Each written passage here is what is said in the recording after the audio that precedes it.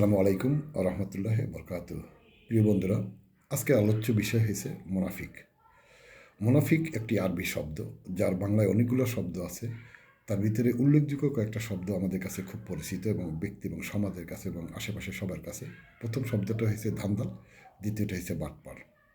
আপনার হিন্দি এবং উর্দুতে ব্যবহার করা হয়, তাদেরকে বলে ধোঁকাবাজ, ইংরেজিতে বলে চিটার। অর্থাৎ মানে মোনাফিক সম্পর্কে আমরা যে কতগুলো শব্দ পেলাম, তার মধ্যে হিসেবে বাংলা ধান্দাল, বাটপার, মোনাফিক, চিটার আর একই। তো এদের কিছু লক্ষণ আছে। এই লক্ষণগুলো অত্যন্ত জরুরি জানার জন্য। হয়তো অনেকে কেউ জানেন, আবার অনেকে হয়তো কেউ জানেন না। কিন্তু কিছু লক্ষণ যদি দেখতে পারেন তাহলে বুঝতে পারবেন এই মোনাফিকের অন্তর্ভুক্ত।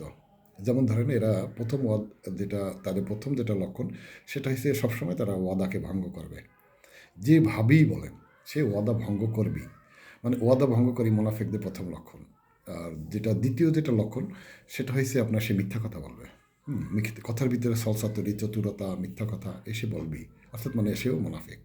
3 নম্বর যেটা আছে, সে আমানতকে খেয়ানত করবে। যেভাবেই হোক সে আমানতকে সে অক্ষুণ্ণ রাখবে না, টুকরো টুকরো করে ফেলবে।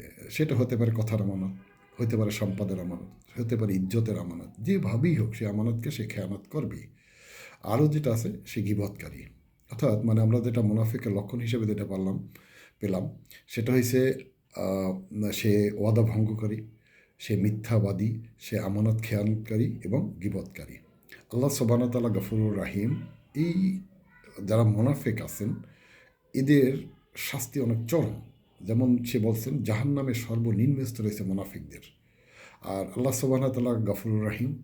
এই মুনাফিকদের ব্যাপারে কোরআনে আপনার একটা সূরাও সে নাজিল করছেন, যেটার নাম হয়েছে সূরা আল মুনাফিকিন।